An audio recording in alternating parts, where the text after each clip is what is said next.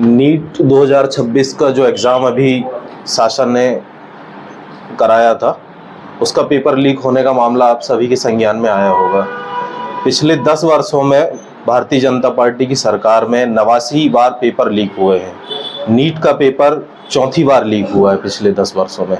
करीब 22,70,000 बच्चे इस एग्ज़ाम में शामिल हुए थे।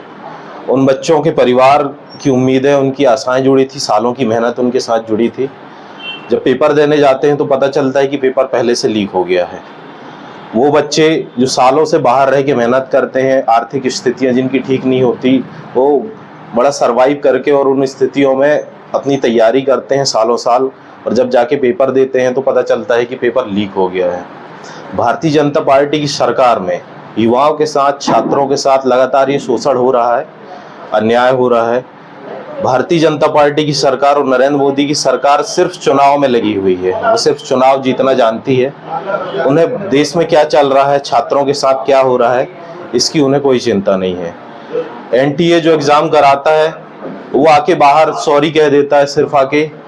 तो एक सॉरी से क्या बच्चों का भविष्य बनेगा? वो बच्चे जो इतने सालों की मेहनत किए, वो छात्राएं, वो छात्र जो डॉक्टर बनने का सपना लेके आए थे, ऐसे पेपर लीक होने के बाद में जो बच्चे एमबीबीएस पहुंचेंगे, वो डॉक्टर बनेंगे, तो वो क्या इलाज करेंगे? पेट में कैंची छोड़ देना, लेफ्ट साइड का लीवर का सर्जरी करना है तो राइट साइड के लीवर की सर्जरी करना, ये जो मामले हमारे पास आते हैं वो इन्हीं कारणों से आते हैं कि वो डॉक्टर ऐसे ही व्यवस्थाओं से पहुंचते हैं कि नीट के पेपर लीक हो गए, नकल के माध्यम से पास हो गए, डॉक्टर बन गए। वो डॉक्टर बच्चों के साथ, वो डॉक्टर युवाओं के साथ में और पूरे देश में जब वो इलाज करने जाते हैं तो वो अपना एलिजिबल ना होने के कारण में कितनी जानों के साथ खेलते हैं, कितने परिवारों को बर्बाद करते हैं।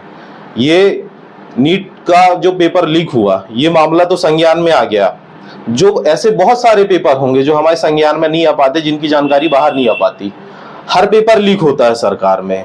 पटवारी का पेपर या कृषि विभाग की भर्ती का घोटाला हो, व्यापम का घोटाला हो, जो सामने आ जाता है, जो पकड़ में आ जाता है, तो संज्ञान में आ जाता है, सरकार पेपर कैंसिल करती है। पेपर कैंसिल करना, फिर से कराना कोई रास्ता नहीं है। वो जो सालों से तैयारी किए बच्चे बैठे थे, वो आर्थिक स्थिति के अभाव में जो बच्चे शहरों में रह रहे थे, दूर गांवों से जाके बड़ी मुश्किलों से पेपर देने गए थे, उनको आर्थिक मदद दी जाए, एनटीए को तुरंत भंग किया जाए, शिक्षा मंत्री धर्मेंद्र प्रधान इस्तीफा दें। हमारी एनएसवाई की ये मांगे हैं।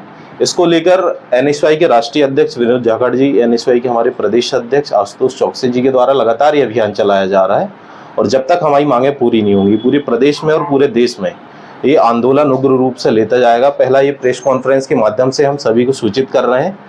अगर इसके बाद नरेंद्र मोदी और शिक्षा मंत्री का हम पुतला दहन करेंगे और क्रमबद्ध तरीके से अपना विरोध दर्ज कराएंगे।